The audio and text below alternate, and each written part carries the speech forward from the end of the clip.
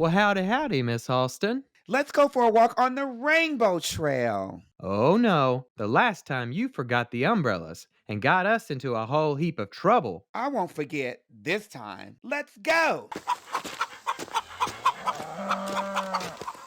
Oh my, those sirens. I feel stormy weather moving in. Girl, that ain't men it's raining. That's sequins and stones. And we ain't got no umbrella. We better run.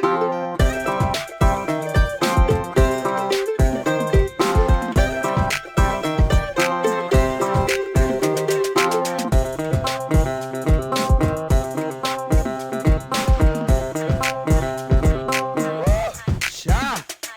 We made it. And I'm glad we had each other to weather the rainbows. Howdy, y'all, and welcome back to Wuthering Rainbow's interview segment of our podcast, where we get to interview some pretty cool people out there doing some amazing things for our community. I am really excited about this one because this is a fellow Kentucky LGBTQ podcaster. It's always fun to kind of overlap and do some things with other podcasters in our area. And today we've got Sydni Hampton, who has a long list of things that she does. So I'm going to kick it over to Sydni to kind of introduce herself and tell us about it. Yeah, hi. So I am Sydni Hampton, horror hostess, drag queen, producer, editor, director, writer, multi-hyphenate, ordained minister. I am the founder of the Really Queer Podcast Network, which right now is only boasting 2 podcasts. Really Queer Podcast, which is a LGBTQ horror film commentary review discussion podcast where we take films like Carrie, Friday the 13th, Part 7, Chopping Mall, and talk about them and any kind of queer undertones they may have or why queer people love them. And then also Love Bytes with Gilda Wabbit from Camp Wanakiki Season 3 and Louisville Playmate. We talk about love, sex, relationships, the weird dynamics that occur in them, how to be safer while having sex, how to respect boundaries, and it's all listener questions. So people write in, and then we answer their questions to the best of our ability, despite being 2 people who are not successful in love at all. And then I'm working on a new podcast that will be like a drag queen version of The View, which I think will be a lot of fun, a sex ed video series podcast, and then I have a movie night every month at Bellarmine University. That's also been at Play Louisville and Pride Bar and Lounge in the past, which is an extension of Really Queer Podcast, where we watch the movies and then I give a long lecture about them afterwards. I also write for Queer Kentucky, things like how to behave at a drag show, film reviews, and I recently have interviewed a doctor about trans healthcare that should be posted very shortly, I hope. Yeah, that's And then I believe, did you mention Slay that you? Oh no, I didn't. Yeah, I also throw a party every couple of months at Play Louisville called Slay. The first one was Slay Countdown to Halloween. The second one was Slay 2 Love Bites. Each one's like a thematic Halloween party, even if it's not Halloween. So like participants are encouraged to dress in costume to go with the theme. There's cash prizes. It opens with theater or live music. And then it goes into a drag show that I host with a diverse cast. And then after the drag show's over, it goes into the costume contest and then a dance party. So far, each of them have been hosted or have been DJ'd by Simone. So I know you've got a very long list of things you do. You're kind of like us. You're dabbling in a little bit of everything. And we'll get into a lot of that. But one of the big purposes of our show is to actually hear people's personal stories because it gives you a chance to kind of tell people who you are when you're not on the stage. So can you kind of tell us about your upbringing and kind of what led you to do what you do? Yeah. So growing up, I was raised in like Pentecostal environments, like Pentecostal churches, and then later my parents started going to Baptist churches. we like traveled a lot for revivals. So like we would follow revivals throughout Kentucky and Indiana and Ohio and Tennessee, um, and West Virginia too, I think. But we would like go to these big revivals, and um, my parents were just like really involved in the church. My dad, I think, thought he was a bit of a preacher himself. He wanted me to be a preacher. Teehee, I'm not, but he wanted me to be a preacher. I was from a young age very charismatic and swishy, but that wasn't really a concern for them at a young age because I was just like charming and like really passionate about church and like the Bible, and the way the community of church made me feel at a young age was like really important. So I would like impress these random strangers with my knowledge of the Bible, and like I'd be able to like recite things from the Bible, and I like from a young age had like a pretty good grip and understanding of like what the message of what I was being taught was. Um, I'm whip smart, so I would like be able to kind of think about it with more of an adult brain, if that makes sense, as a kid. Yeah. So, um, Dad would take me around. I would sing a lot. Um, so I would like any opportunity to be involved. I was involved. I mean, like we said, I have my hands in everything, just about. I was the same way in church. I wanted to be involved, and then I grew up and I was like struggling with being queer, which made me goth. And then I was like acting out or whatever, and church was no longer a safe place for me. I went to a Christian school too, I should say that. Okay. And then I came out to my mom, and then I went to the Christian school in hopes that I would like not be gay. It didn't work, and then I was told I could leave the school with my credits and go to public school. But because being gay was against the like code of ethics of the school, I would be expelled. So of course I took my credits and got my gay ass out of there. Went to public school. Thought it was going to be like Glee, or like a fun, like weird experience. I thought it was going to be like stylistic, and I like romanticized public school. I thought, Obama's president, homophobia is over. It wasn't, and I got bullied a lot because I was very, we're gonna say, effervescent, and I dropped out because I didn't. I was angry at the world, and nothing worked out for me. So I dropped out, got my GED, and um, I was kind of lost for a while because like I didn't know gay people like at all. So I ended up meeting a lesbian at work. I Yeah. worked at Amazon, and then she took me to the Connection, and I saw drag for the first time, and I met some like um, lovely trans women who like basically took me in under their wing and were like my new family because I wasn't talking to my parents, and all I really had was like a couple of friends and my friend Christina, and she like introduced me to my drag mom and my drag family, and then from there I just that's that's my life. I agree from that. I That's will. where I'm at. Yeah. Well, I think that's an incredible path because a lot of people would not. I feel like you're very young and to be like your entrepreneurial skills are out there. You're very involved in media and everything.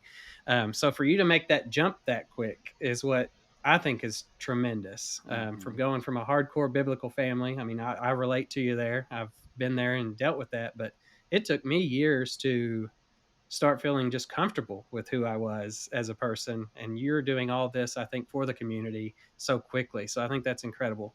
Let's. So I know you had this goth phase. Is that Yeah. where the really queer content kind of come to play? So I just even from a like so okay, I should preface this with my parents were very very very very protective of the media that I took in. I wasn't allowed to listen to worldly music, none of that shit. And it was at my aunt's house. The first time I saw a horror movie, I was probably 13 or 14. And my aunt rented on DirecTV Freddy vs. Jason. And I saw it, and I was like glued. I was so into it. Now, mind you, I hadn't seen any of the previous films in the franchise, so I knew who Freddy was from like pop culture. I knew who Jason was from pop culture. You know, there's like iconic things about those movies that are important, but I hadn't seen them. So I got to see my first horror movie, and it was Freddy vs. Jason. And then that same night, we watched Jeepers Creepers, and I was a horror fan from that moment. Like, I was obsessed. And also, this is around the time that I started to have access to the internet. So my parents had a Netflix subscription, which they didn't know at the time came with their like prototype streaming service. So there were all of these movies that I could watch without them knowing. I was watching Queer as Folk and like Ugly Betty, Desperate Housewives, Brothers and Sisters, which had queer characters on it, and a lot of horror movies. Like a lot of really dumb, bad horror movies, and really good ones too. But mostly bad ones. It was the early age of streaming, which is where I got my appreciation for like horror. And I didn't really have a community around it. It was mostly just me. I didn't really know like a lot of other like alternative people. I didn't really have like the framework for what it meant to be like this weird goth girly. Um, but I don't know, it just, I guess really queer is born out of the love of horror, something I discovered and got really passionate about really quickly. And I want to share that. Also, a lot of queer people today, like younger queer people, even my generation, I'm 30, a lot of people my age haven't seen some of the like really important queer films. I say queer films, I mean like Mommy Dearest and John Waters films and stuff. So I've seen a lot of them and I love them. So I understand the references that we see in like from older drag queens performing their numbers. They like a lot of that stuff goes right over their heads.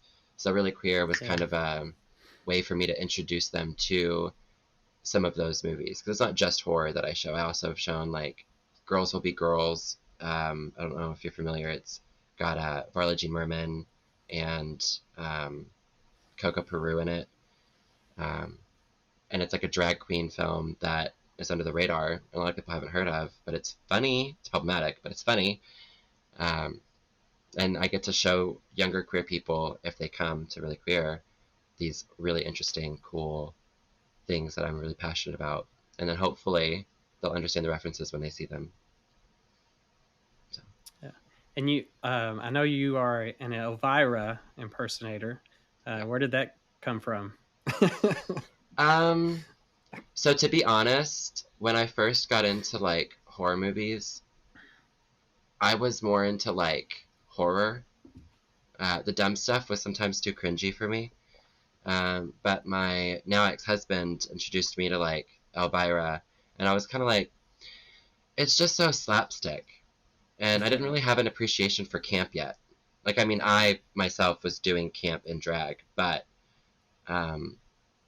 no one makes Sydney Hampton laugh harder than Sydney Hampton. So I thought I was funny. But like other people doing something similar, I just wasn't really like, I wasn't getting it. I didn't understand the character.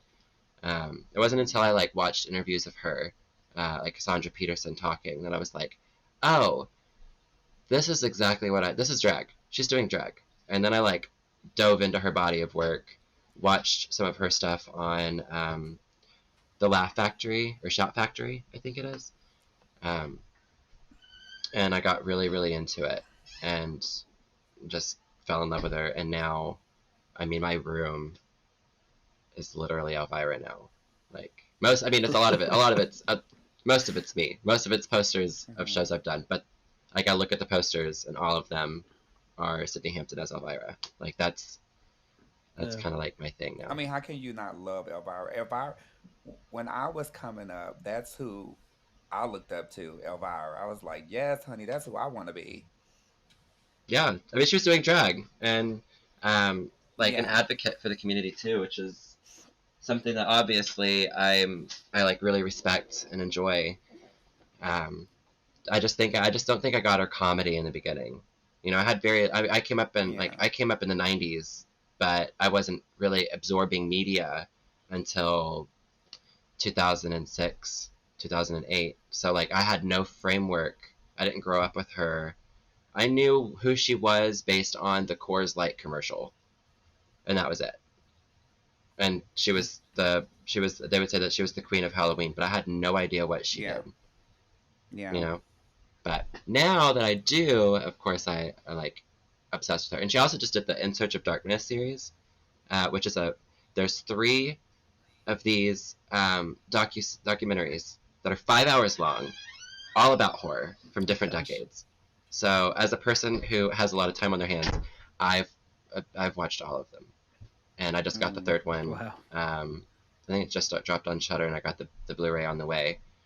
Um, so like I also love that she's like kind of chronicling and um, archiving in a way the opinions and thoughts of horror movies that are now getting forgotten.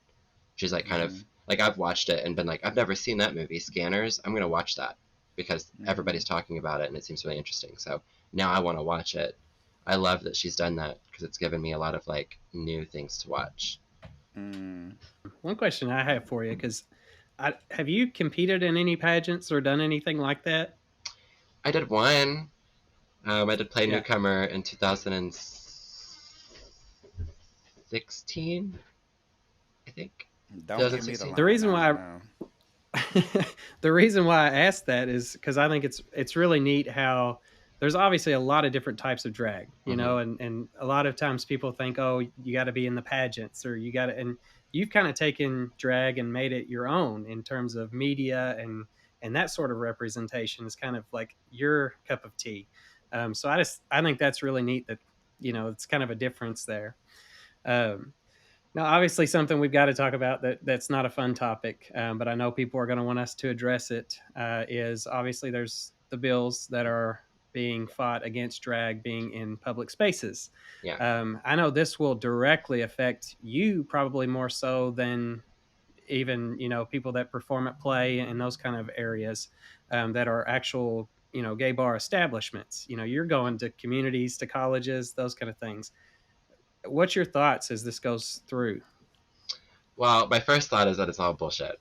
Um, Right. I hate this. I think it's stupid. I think that the drag bill is more or less just um, the drag bill's a more attention grabbing bill, you know? Because everybody's thinking, why are they going after drag queens? Drag queens have existed Mm-hmm. forever. Yeah. Um, Right.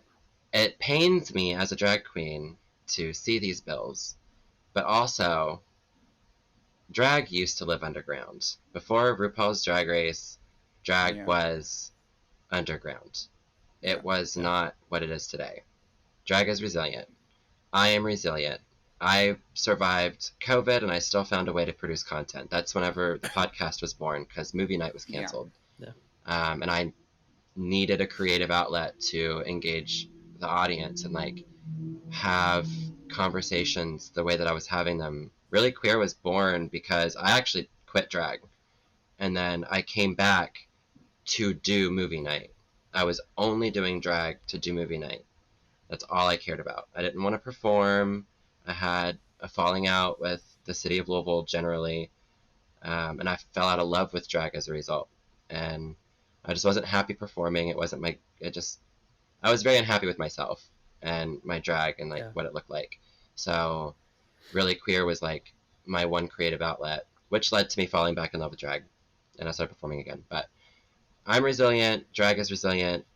These bills are stupid, Mm-hmm. but we will survive, and also they probably won't last. The ones that I'm really concerned about are the ones that could last, the ones that are more. I think the drag bills are more or less just the like a diversionary tactic to get what Okay. they really want to get done, which is to eradicate trans people from existence, especially children, Mm-hmm. to make sure that those kids don't grow up to be people like me. And like I mean, almost all of my friends are trans, and I think about how incredibly crushing it is for them. You know, I'm not on HRT, and I don't really desire to be necessarily. Um, but I think about how scary it must be for them to not be able to have access to their medication, because they're on, a lot of them are on Medicaid. Mm-hmm. And if this bill goes Yeah. through, they won't be able to get their their HRT, their treatment through the state, which means they can't afford it, and they already struggle. You know, they're trans. You know, getting a job's not as easy. There's discrimination in the workplace. Kentucky's an at-will state. They can get fired for any reason at all. They can get fired for being ugly. They can get fired for being tardy back from break. They can get fired for anything at all. They can make any excuse they want and fire them, really, because they're trans or gay or Yeah. you know, not fitting in with like the cishet normality. So I can't even like encourage them like maybe we just go to work at, you know, Humana or something, because none of those corporations are ever going to give a shit about us, truthfully. I'm not an optimist when it comes to corporations. I should put that out of the way. So I don't trust corporations to ever take care of us. They're not speaking up now. So do we think that they're going to be the ones to save us? No. I think that that's the thing I'm scared the most of, is like what's going to happen to my friends? What's going to happen to the young trans kid who says in confidence to a person they trust at school that they're trans, and then a teacher calls their parents because they are supposed to, and then they go home and they get the shit beat out of them, or they get sent to a school in hopes that they won't be that way anymore. And I barely survived it. I didn't go to conversion school by any means. I went to a Christian school, but like being surrounded by that all the time was damaging, and I still feel like what I call Christian guilt. Like I'm doing exactly what I need to be doing in the world. I know that, but also sometimes late at night that thought creeps up, and I have to like push that shit that was drilled into me down, and I worry for those kids. That's Yeah.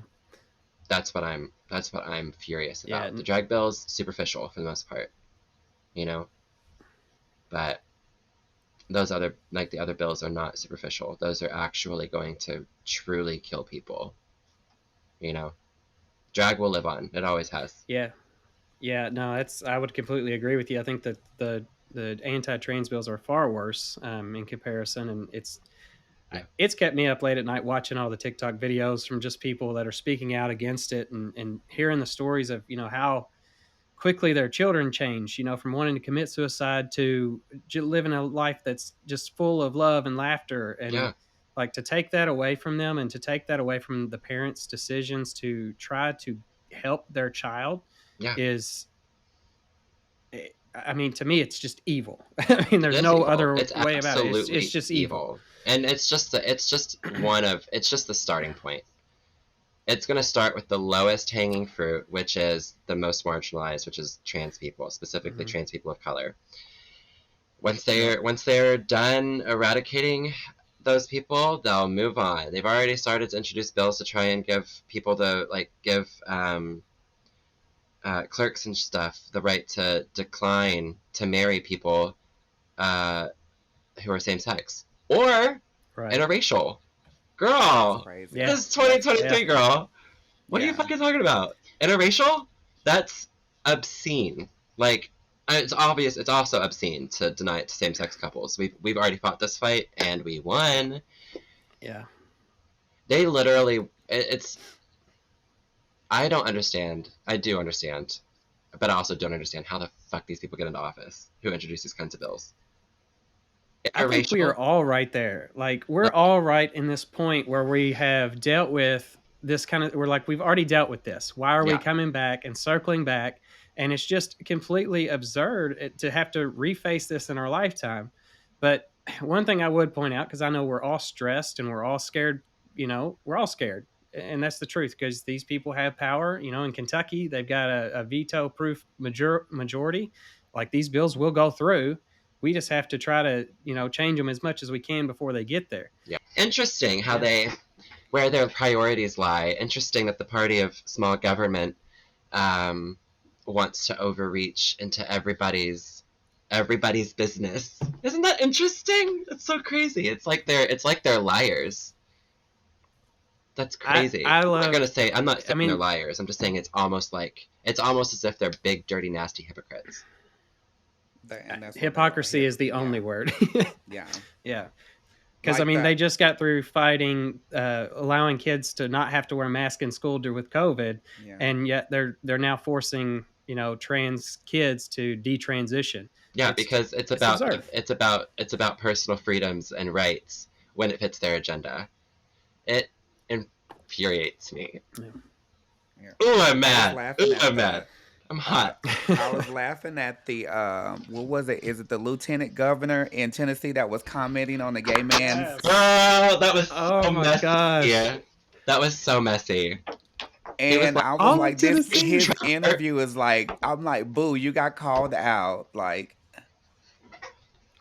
Like that I, was just like that shocked the hell out of me. That was oh, so his funny when that came comments out. with his face, I'm like, dude, you were like nice body or something. I'm like, oh my God, like this is crazy. and then he was You like, could bring I just like to make my constituents feel heard and seen. No, girl, you're thirsty and horny. Trust me. Yeah. Hey, me too. It's okay. nothing wrong with it. Wear your pride and stop trying to legislate bullshit against trans people and queer people when you yourself love the dolls. Okay? Yeah. Like, the people who hate us the most usually have a little sugar in their tank. And I know that's, like, problematic to say or whatever, but I'm saying it anyway. These people hate us Yeah. because they want to be us. We are more interesting, and I'm saying this. Yeah. Is this a video podcast? Can they see me? Yeah. If Yeah. you are somehow seeing this on TikTok or something, and you hate people like me, I want you to know that I am far more interesting than you will ever be. And everyone on this panel is far more interesting than you will ever be. You're boring, girl. Figure it out. I hate... Ooh, I'm mad. Oh, I'm hot and sweaty. Ew! Yeah. Will you hit me I think we've all gotten there. Because, girl, I'm literally hot. I went to a thing today at the courthouse at City Hall, and it was like a committee plea, basically, to legislators to stop, and to also to Kentuckians to like kind of rally them to like act. And it was kind of somber because we all know it's coming. Mm-hmm. There's not really a lot we can do other than like kick and scream and yell, and maybe some of us can wield bricks. Yeah. But I watched Simone talk that about is- it, and it was heartbreaking. It was wow. It's been a day. I mean, I think that's the thing. Everybody's got those stories. I think we are all so stressed, wore out. We're tired of fighting, but we know we got to keep going.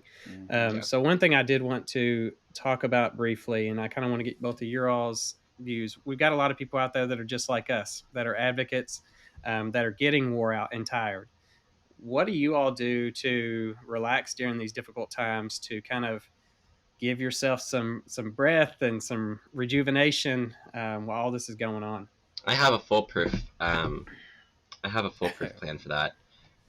If you follow me on Instagram, you will often see that I share videos of dogs and cats doing literally anything. This is how I survive the day. Every day is a new hellscape. So I'll just go on here and I'll watch videos of dogs and cats being cute, or little videos of chickens, like just like being on the farm and like playing with goats, or like befriending a cow. That shit makes me so happy, and that's how I like when the world gets too much. And I'm like, wouldn't it be so silly if I just like the void's calling, and I'm like, what if I just drove into the river? I'm like, girl, don't do that. You got work to do. You got a meeting at 5. So instead, I just go on my little phone and I look at my For You page and I see all the little dogs and cats, and that helps me survive. Also, text one of your girls. Like if I'm having a shit day, I live with two of the best people I know, and I can Mm-hmm. just go out and reach out to them and be like, girl, I know you hate hugs. Would it be crazy if you gave me a hug right now because I kind of want to die? And then they're like, ugh, okay, get over here. And then I like can talk to them and feel better. Just don't isolate yourself. Don't do that. That's the last thing we need right now is to like isolate ourselves from our community. Like if they're gonna come for us and they're gonna take our meds and they're gonna make us go into like full dysphoria, we're not gonna survive on our own. Like, please don't isolate yourself. Your people are still here Yeah. for you. The government Yeah. has always been shitty, and it will continue to be shitty. And Republicans will continue to Republican, but your friends, your sisters, need you, like desperately, especially Yeah, now. that's very true. So That's Yeah. very true. Yeah. Leah, what are you doing to rejuvenate? I kind of like. I mean, I like music, and I mean, I'm very spiritual, so that's my. I like to somber down with like little gospel music and little contemporary casual. okay, I just turn everything off, put my music on, and just let the words flow through me. oh yeah, There you go. that sounds like a style, honestly, I in mean, the yeah, because I shower. always like I again I grew up well Baptist. Then I went to a Catholic church and thought I was Catholic. I wanted to be Catholic. Then I got into my first relationship, and his parents was Baptist, so I went back to Baptist. So I've always been a religious type of person, and so I always make time to find time to um, keep that some sort of that in my schedule. Since I don't go to church, I stopped going to church years ago. But I always try to like keep a relationship of that the Christian side. So like um anytime anybody get in my car, if you get in my car right now, it is on the gospel channel. And I mean, people get in my car, be like, "Girl, what you listening to?" Honey, I praise the Lord. I'm praising Him when Are you listening to WCIE? 88.5? huh? Yeah, Girl, yeah. So, no. but yeah, no, gospel music is my go to, my escape. Yeah. I think for me lately, I've had to get just like a break with fiction books like that. I just dive into a fiction book, like Yeah, something that's not real and just something completely imaginative.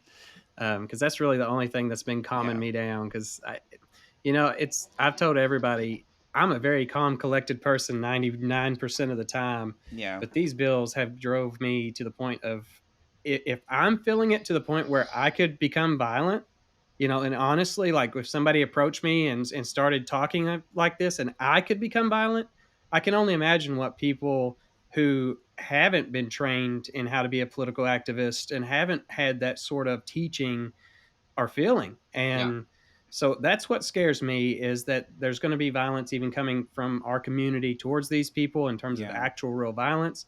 And then I also think what I'm seeing and what I want to kind of briefly get on my soapbox here, I'm seeing a lot of um, targeting within our own community. So, yeah, I'm seeing trans people that are saying that cis people and straight people should do more and allies should do more and different things like that. And I'm also seeing people in the LGBTQ community trying to say, well, we just need to distance ourselves from transgender people.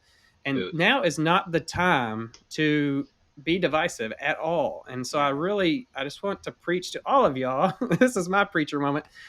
Stop doing that. We're in this together, and the only way we're going to survive it is together. Together, yeah, Um, now I'm not saying if you're an ally that your voice isn't going to help us a lot more than other, so make sure you are making your voice heard.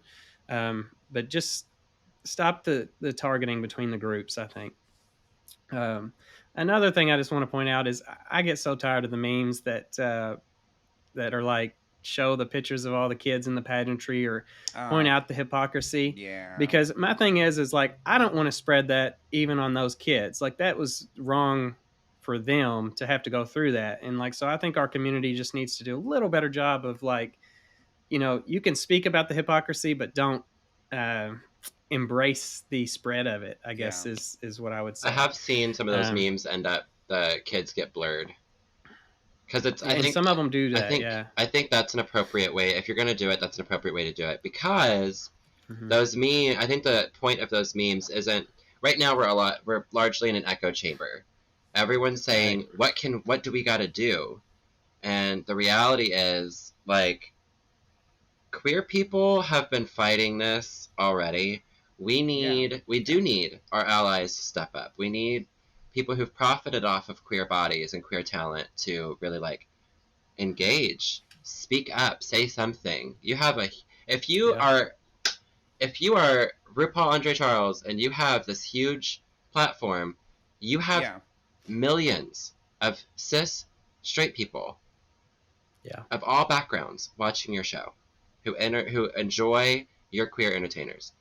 Say something. If you're Ariana Yeah. Grande, say something. You have Say all of something. Yeah. these people who you can reach. You can say, it could be a 30-second TikTok that you make, or you share something on your Instagram page. And like, Ariana's done that with, like, gun violence and stuff.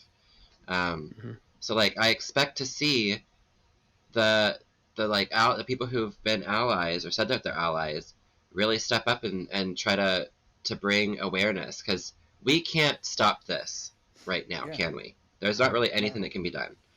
that's If true. Now everyone that you say that, knows, it's really true that I think about these people like Doogie Howser. What's his name? Have he said anything?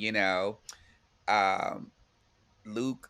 I don't know his name. Luke something. Something like that. You're right. Now that I think about that, people yeah, step up. people like Yeah. if you've profited off of drag queens, like Miley Cyrus had drag queens at the Dead Pet store. I don't And know if her, Miley said anything. yeah, If Megan Trainor hasn't said anything, she should be saying something. If I mean, Ariana's gone to drag shows and she's celebrated queer people before. So, yeah. like, now we're under attack. So, all of these entertainers need to be saying Well, something. Beyonce needs to be saying something. She's been yeah. using, Yeah. like, she's used, like, Trans house music women in Vogue. as she's used trans women as backup Yep. dancers in her single ladies. Mm-hmm. That's a Rihanna. yeah, Yeah, we need yeah, all of these people, not just a few of yeah. them. Kesha, we need all of these people to be actively supporting queer people right now. And the best way to do that, if you have a big ass platform, I think this is if you have privilege, privilege is not a bad thing. Privilege can be used Yeah. in a way that's good. So do that, girl. Like, it's not rocket science. The dolls need Right, you. All you got to do is make a little Instagram post. It's not even like real activism. It's just posting something on Instagram that can make a right, difference. Like, you have that kind of power. Use it. I can make 90-second TikToks all day about this, but I have a tiny itty bitty little platform. I'm not going to affect a lot of change. And I think that what we need to do as a community is try and get our message out to more people. But I think right. celebrities could really, really do that for us. No, I mean I completely agree. Everybody needs to speak up, celebrities especially, and corporations need to fucking speak up, and especially Yeah, the ones that are in those states that are profiting in those states need to say something. Right. And especially the that's the ones big that like things to is who like to be in our pride parades, absolutely. who like to Yeah. who like to put their logos, like drench their logos in rainbow flags, and then not monitor the comments on the profile picture where people are being Mhm. vile and nasty. They love Right. to If use our you're imagery to make themselves look progressive. You want to be progressive? Step up.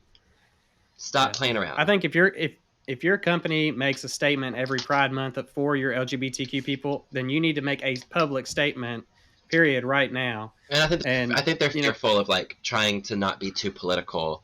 Girl, being queer is political. Until people leave us alone, being queer is political. You want to stand with us in June?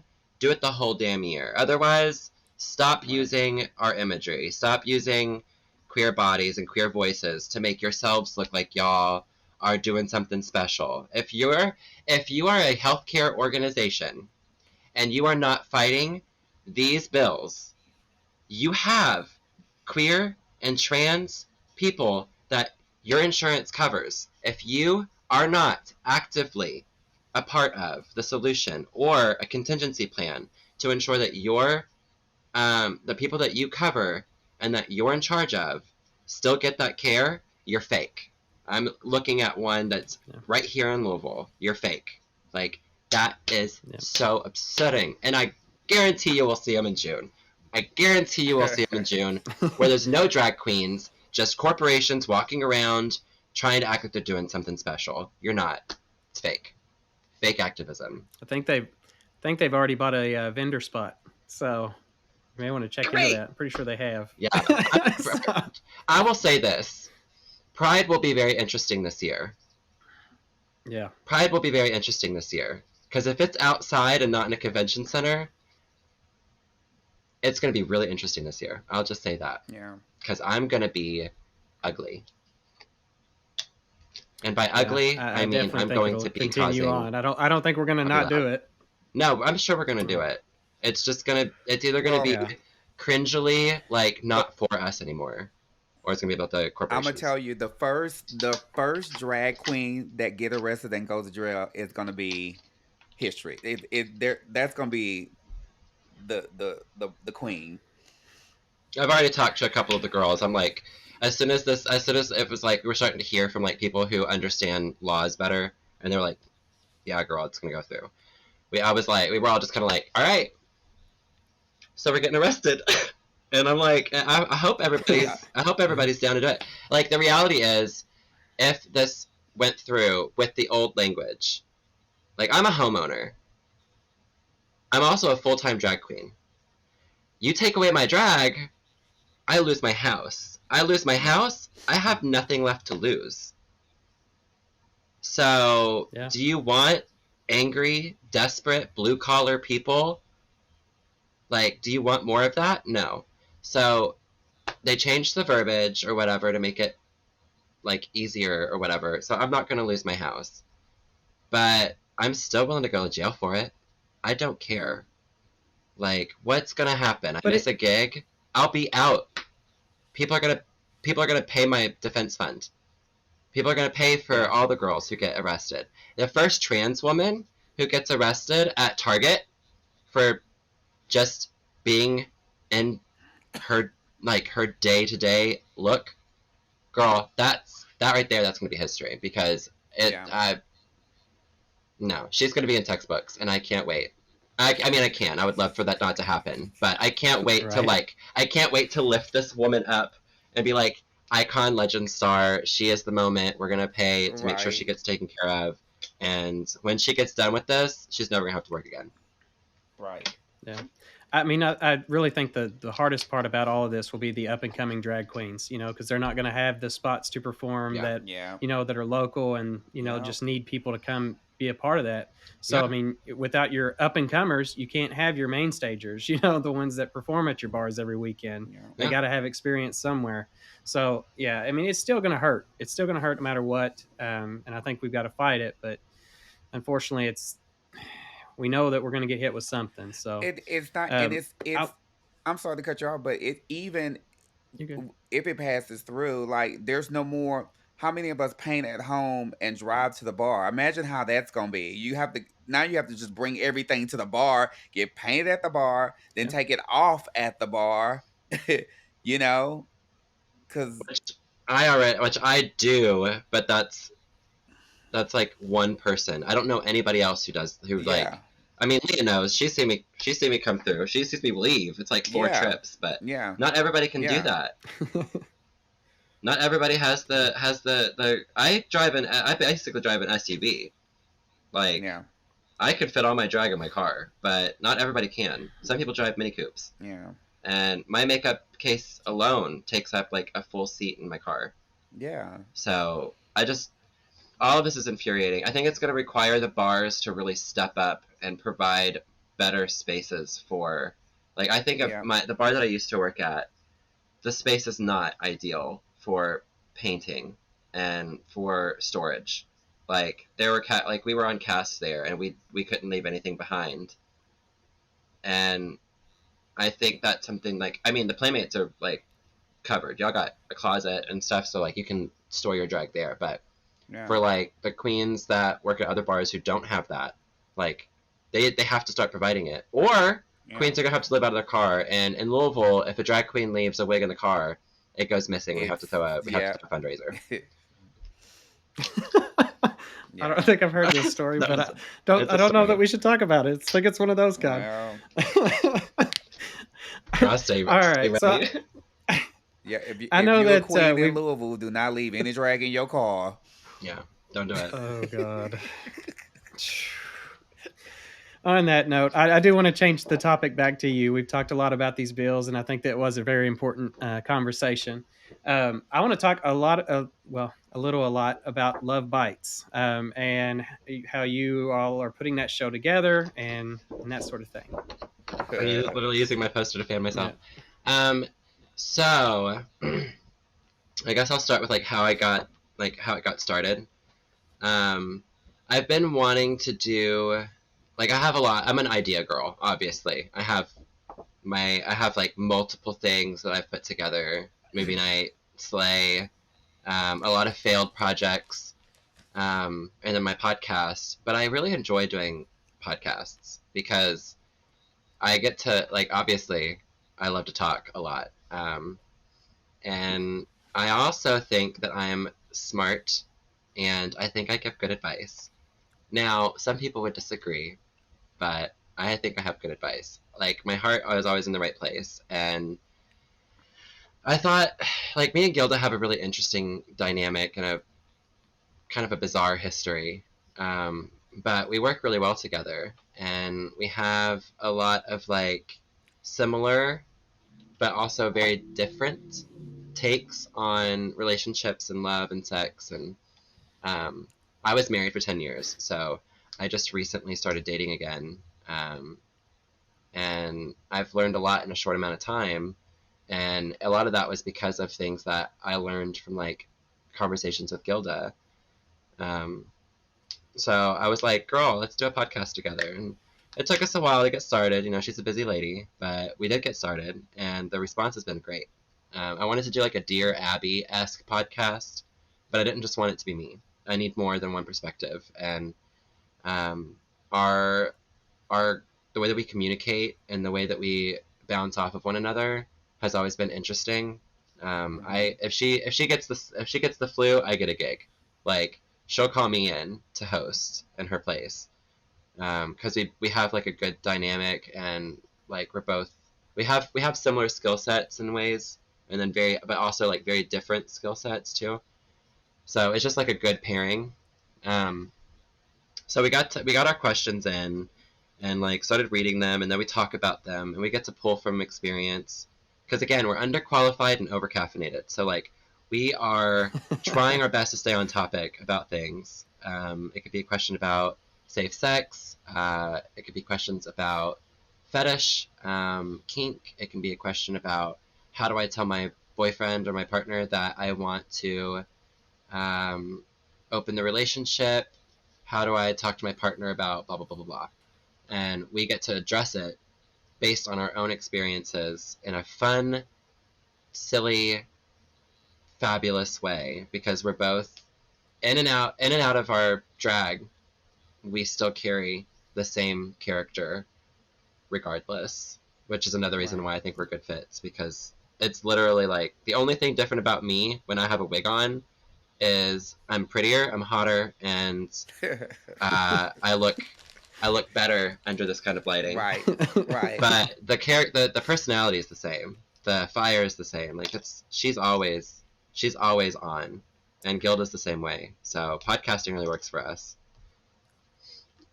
And I love that you all are providing that, because it is a unique podcast for the Kentucky area. I mean, that's honestly some of the top questions we got whenever we would allow people to submit were more, sexual, dating, that sort of advice that they wanted. And that's not really what we cover. So we will send you those questions. No, girl, and, I got the sexual ones covered. I love the sexual that's true. questions. You have answered a few. So. That said, Love Bites is listener supported. We have to have questions to make content.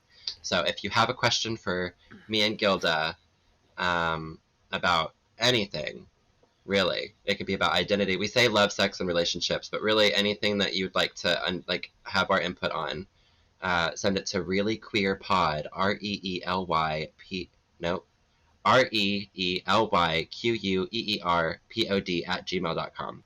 She's so much better at reciting it. I always stumble. But yeah, And send them that over. will be a link in our comments as well. So you'll see that, and that's Hey. where you'll submit those questions to them. So, all right. We have two more things that we got to do with every show. One is I want one of your funniest stories from being LGBTQ, part of the community.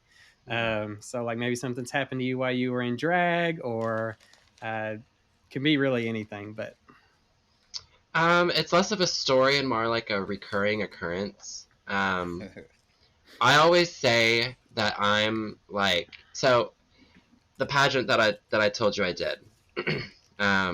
I brought a package that I was really proud of, head to toe. Like everything was like, the gown wasn't made by me, but like the concept of the gown, the concept of the talent, the everything was my idea. And I was like really into it, and I won my creative evening wear, but I came second. And I typically feel often that I am like second, and that's not a bad thing necessarily. You know, I might. It's not like a win some lose some. I'm pretty like I coast just at like under the best of the best, and I don't take that as like a failure. Um, I am a lot of people's like I am a lot of people's one of their favorite queens. But I was at the bank doing a deposit for Hot Topic, where I used to work, and I go in, and I show up. I have a pink mullet, or had a pink mullet, um, and I go in. I have my really queer podcast, crop top, and they're like, "Oh, you do drag, right?" And I'm like, "Yeah, I just had a show yesterday." And they're like, "Oh, where?" And I'm like, "Oh, I did a show at Lemieux." I'm like, "Oh, I love Lemieux. Champagne's my favorite drag queen." And I was like, "Okay, well, my shirt clearly says Sydney Hampton, so you could have said that, but that's fine." oh, My roommates are two of like Louisville's best performers. Champagne, she's at she's underscore champagne on Instagram. Is like crazy creative, so capable, fabulous dancer, captivating to watch, beautiful, beautiful, beautiful. And then Estelle, who I've referenced a couple times, at UV underscore dragon on Instagram. Um, she can dance, she can buck, she can give you a performance just standing still in a gown. She can Singing. sing, yeah. Bitch Mm-hmm. sings. She'll be in the shower, Mm-hmm. just giving a performance, baby. Broadway, and I live with two of these people, and I'm just kind of like sitting over here with my stupid ass Dolly Parton hair, like, and I think it's funny because I've like came up with some of the most amazing performers. Like one of my It, like best friends for years was Salem Fish Trials, and she does like ballet, and like she's placed top 10 at pageants, and she's like a credible performer. I've had friends who've moved, who've done great things. Like Ryan Coomer is working on like in Hollywood now. mm-hmm. Used to designed my winning newcomer gown, and is now working in Hollywood making What? Yeah. costumes for that lady who played Agatha in Yeah. that one show. Y'all know the show. Mm-hmm. Yeah. Um, like I've had crazy talented friends, Yeah. and I often find myself kind of being like the Zeppo. I don't know if anybody watches Buffy, but the Zeppo is like, the second fiddle. And that's fine. Like, I get to be around all these cool people, and I still get to do cool shit. Yeah. That's why I do the things that I do. Because I'm never going to be able to dance like those girls. I'm never going to be able to look Yeah. like those girls.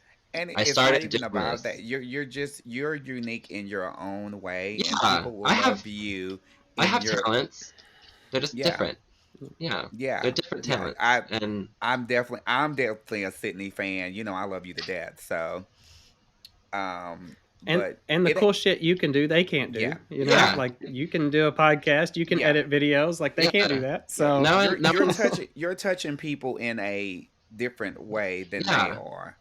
people say that they love to hear what I have to say, or that Yeah, they love the way yeah, my brain works. That means a lot to me. yeah, Like I might not yeah, be, I'm not ever gonna be the softest girl. I'm yeah, never gonna be like the most beautiful girl, and that's okay.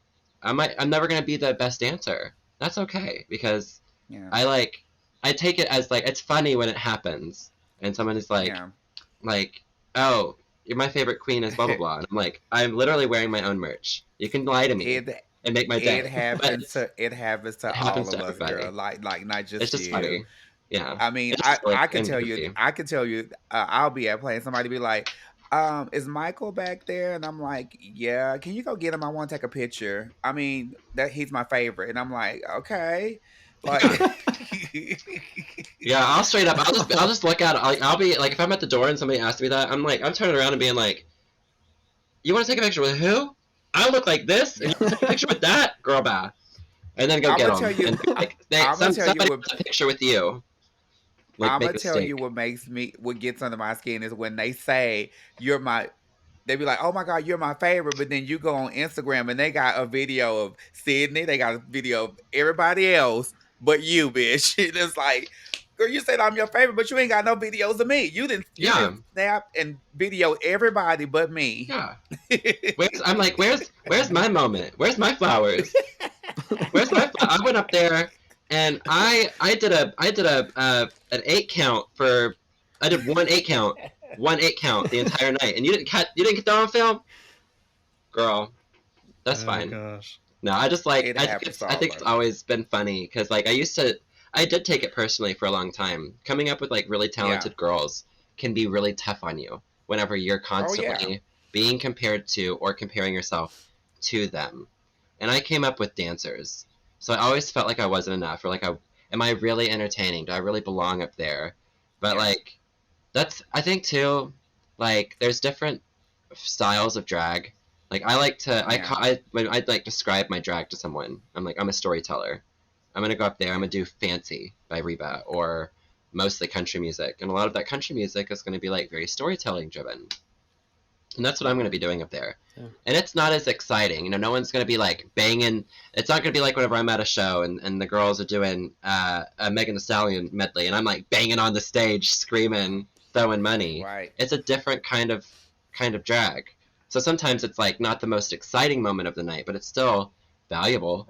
Yeah. So I don't take it personally. I I just kind always of say laugh off now. it's not what you do, it's how you present it. And long Hmm. as you're having fun doing it, that's all that matters. It's not about who makes the most money or who's Yeah, getting that most money. It's about enjoying yourself when you're on that stage. And if you're having fun, then there's nothing else. You're not in competition with nobody. yeah. Nobody. You need to be I having say I fun look at when it. you walk on that stage. Yeah, I look at it now like I haven't. I mean, I changed my drag a little bit to like be more palatable so I could get the gigs, Yeah. but I still get to do the kind of drag that feels right for me. It feels Yeah. authentic.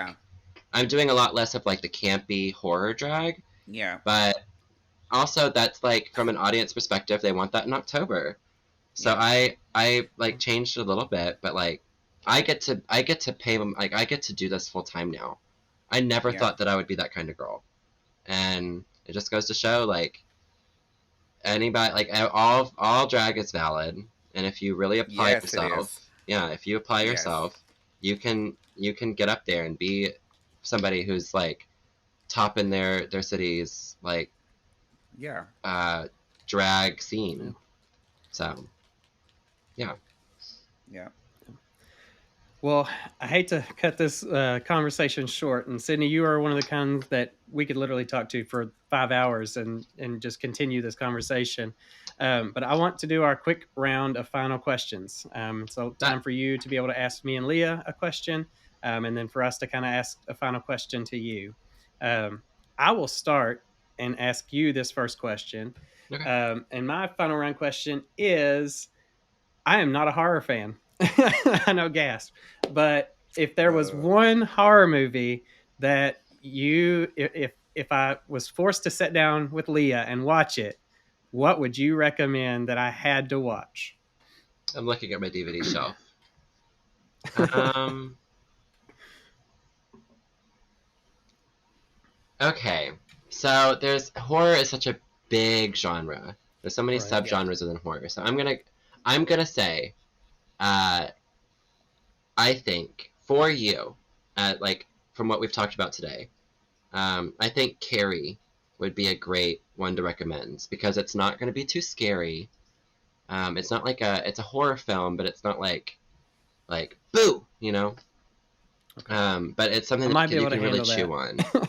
You can chew on that for a long time and like think about it, and it's going to leave you disturbed. It's got all of the elements of queerness. It's got religious trauma, bullying, authority figures who don't get it and don't try to. It's got punishment for being for like existing and being what you are and who you are, and how your body responds to things. Like the whole movie starts off with her having like a period. You can replace that with being queer and having attraction to boys. And it's also got vengeance, which we all think about. Like every queer person at some point wants to deck the bully. Just Yep. and it's got all of those elements. So I think that it would be a good one for you to watch, and you can watch it while listening to Really Queer Podcast episode with me and Gilda, where we talk about Carrie. Plug. All right. Yeah. There we go. All right. So, Leah, have you ever seen Carrie? Otherwise, I've seen the old and the new. Okay. What's your favorite? I will have to watch it. I have to go with the original. The original? Okay. The original. Is when they do a remake, it's never the same. Like Poltergeist is one of my favorites, and the remake to Poltergeist was awful. Yeah, I just watched the Poltergeist franchise a few days ago, 1 and 2, and that movie was amazing. Like I love I know you talked about the older, more campier horror shows. Like I don't know if you ever seen The Blob, The Thing, The Mist. I love things like that. I want to. My question for you is like, what are your thoughts about the Texas Massacre franchise, Chainsaw Massacre? So I love Texas Chainsaw Massacre, specifically the fourth one, The Next Generation, because it's high camp and completely stupid. It's got Renee Zellweger and what's that man's name? Matthew McConaughey. Matthew, yeah. It's a garbage film, and I love it. I love it to pieces. I also feel that the character did drag. You know, that's part of the reasons why that's been a staple for me. I've showed it twice now because I'm like, this is gay, and Leatherface is literally putting on lipstick while listening to she's like putting on her lipstick, feeling her oats. She doesn't even kill anybody. I'm saying she, because at this point Leatherface is like she's in full high horror drag, sitting at the dinner table, and then like somebody says something and she just gets up and screams, and Renee's like, fuck down, fuck up. And I live for that. But I love Is that the one with Renee? Is that the one with Renee and Matthew? Yeah. When she does it, I've been trying to find that one because there's so many. But I've been looking for that one. I have it on Facebook. If you go to my videos, I put the Really Queer edit where it's the only one that Facebook let me upload.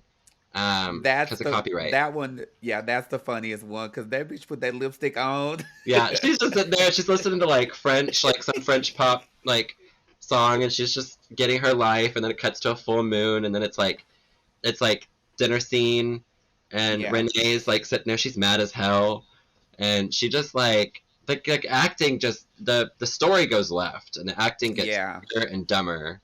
And the reveal of Matthew McConaughey is so stupid, and I love it. I love the whole series. I don't do well with body horror though, so it's a little harder for me to like revisit the 2003 2004 remake. I love the Texas Chainsaw remakes from the like early 2000s, but I don't do well with gore. Like Friday the 13th, I can watch that shit all day, but there's something about the grisly, like bones cracking and like being I can't do Saw. I don't watch any of the Saw franchises. I can't do Mm, any like Bones and stuff. yeah. I don't like demonic, but I'm gonna tell you this. I did love Insidious. I Oh, like I love don't Insidious. like what's the other one? Uh Uh, The The Conjuring. Exorcist. No, The Oh, Exorcist. I don't do demonic. Like demonic terrifies me. yeah, it terrifies the shit out of me, but I love Anything it. that shows horns, a character with horns or anything, I don't do. So you're not gonna go see the new Evil Dead Rise? No. What if you just But like I do what if you did? What if you like went with what if you came with the girlies and went and saw it? listen, I won't even the girl's been trying to get me to go to a haunted house. I won't even go into a haunted I won't do house. that at all. I won't go into a haunted house at all. I don't want to do it. There's just something about demonic and possession that I don't. And I'm gonna tell you this. When I was about 22, 23, I watched The Exorcist, and I was ill for 3 weeks, like vomiting, and I was really ill. So I just can't do anything There were with so many stuff people who like that. like it really affected like that. I Yeah. watched it and I was like, this is camp. Like I was living. But also if I was like younger when I saw it, it would have really messed me up. But I was Yeah. already an adult by then, so a lot of things just Yeah. I'm I sad mean, that I I feel get to like grow I up on can watch horror. it now. I can watch it now, but I just choose not to. Um, which is weird because I watched the series, The Exorcist, the series, the Mm-hmm. show. Did you ever watch that? Mm-mm. I saw Okay. stuff about it and I never got around to it. It's hard for me to It commit was to a really TV good. show. Yeah, it was really good. But no, so yeah, that was I love that the older movies, Living Dead, and like I'm more into zombies and werewolves and aliens. Those are my type of Are you watching The horrors. Last of Us? I just watched the Oh, finale that's good. last night. Don't I'm don't only say on anything. I I haven't No, seen just the finale. I'm not. I'm I not. haven't watched past 4 yet because I've been busy, but I do want to sit down and like watch it. Yeah. Also, I have to watch that show when I'm in a headspace to be able to do it because episode Yeah. 3, literally, I didn't want like I was supposed to go out that night, and I think I did, but I was in a bad mood. I was Yeah. like sad and depressed, and like if somebody's like, "Hey, girl, you're being off tonight. What's going on?" I don't want to be like, I'm just upset because Last of Us 3 was sad. Like, I don't want that. So I'm just like, nothing, I'm fine. I said I'm fine. So, yeah, I guess my question for you then I is like, what are y'all watching right now? Give me recommendations. well, The Last of Us, I'm watching that. And honestly, that's oh, okay, so The Last of Us, and then I'm loving Jimmy not is it Jimmy Kimball? Jimmy Is that a Kimmel? name? Is that a name? Yeah, Jimmy It's Kimmel. a Uh Like talk Jimmy show Kimmel host. Live. yeah. So he has a show called That's My Jam. Yeah, he has a show called That's My Jam. Jimmy Fallon. He has a show called That's My Jam. I'm in love with that show. Bet. Yeah, I think he's charming. I like him. it's celebrities singing karaoke, but he makes them do it's so campy. It's so good. But yeah, Oh, I you just was finished The talking about Last of that Us. last I'm watching weekend. that. Yeah. Yeah, it's a good show. Um I think I'll that's check it it. out. There's really nothing on all the shows are there's no good show. My favorite show, The Walking Dead, is done. So Yeah. I'm a huge Walking Dead fan. So For me, I've been watching The Last of Us. That's one that I watch every week. I'm also watching anything to do with Yellowstone or any of the spinoffs. That's Mm. kind of my jam. And I actually, you all probably well, I don't know if y'all like this or not, but you'll be proud of me. I just binge watched all the American Horror Stories, all of them. Wow. So, yeah, that was a big What thing did you for think me about because Roanoke? I just now did that. What did you I think about liked Roanoke? Roanoke. Good. I still, yeah, I liked it. I thought it was a different, definitely a different spin and different vibe, script writing wise. So that's why Yeah. I liked it. That's one of my favorite seasons, and a Um, lot of people hated it. So yeah. it was Well, important I to me know a that lot you of people liked it. hate the first season too, but I love the Which is first crazy. season better First than I season's did great. Coven and those. Yeah. So, Oh yeah. yeah. So I will. I guess I got to go watch Carrie now and Yeah. probably cry. But I'm I gonna. also like the Saw movies, so I don't know. I don't like That's maybe my Saw. jam. I Yeah. like that kind of stuff. Sydney, I'm So Well, gonna if you watch. ever, I have like this cult that came. It's so my TV is has built in TV into it or something, and hmm there's like a cult movie channel or something, and I watched this fucked up ass movie today at work. Well, before I left work, before passing out. That's another story. But anyway, uh, it was messed up, but some of these movies would be great for you. Imma start writing these movies down, so and just sending them to you because I'm sitting at work, I'm like, "What the fuck am I watching?" Like, it's crazy. is it And like I didn't crazy get the weird movies, or is it movies about cults? no, it's crazy movies, like, it's back in the like, the Got one it. I watched, it was like Texas Chainsaw Massacre, but he was a regular man, but I came hmm in on the end of it where he was killing these teens that was on his property or something, but he was, like, just a regular man with a hat, like, so I didn't get the gist of it. I'm like, "I wanna watch this again," because it was good from what I Yeah, saw, love but those cult I movies are watched these so special. yeah, and so I'm watching these movies and I'm like, "Wow, this movie will be great," uh, for Sydney, and then one night I left the TV on and I was watching I can't even tell you what it was, but the monster was absolutely fucked up, and I couldn't even go back to sleep after that. Imma just start writing down some of this stuff because I think Please. you showing some of this stuff would be great. Yeah, I think I about love, you I all the love, time when I'm watching these movies. I love getting introduced to new horror movies. Like Yeah, that's something that's like sharing media is so important to me, and like when people share it with yeah, me, it just makes my day. I yeah. love that. I think I've been scarred ever since my granddad made me watch the movie Wrong Turn. So like that's Mm, why I don't watch Oh horror movies anymore. god. Like I saw that once and I was like, I can't watch horror anymore. I can fix you, But Kurtis.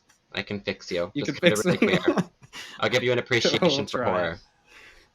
There we I go. mean, I honestly, if I was in a wrong turn situation and they look just like they look, the first thing I'm gonna do is drop to my knees and be like, "You want your dick sucked?"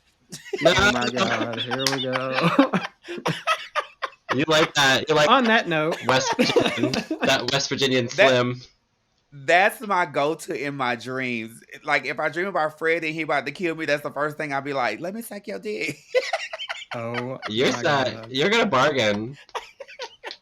You're gonna bargain. See, Estelle would not even be in the situation to begin with, but you're there trying to Okay, get some tail. okay.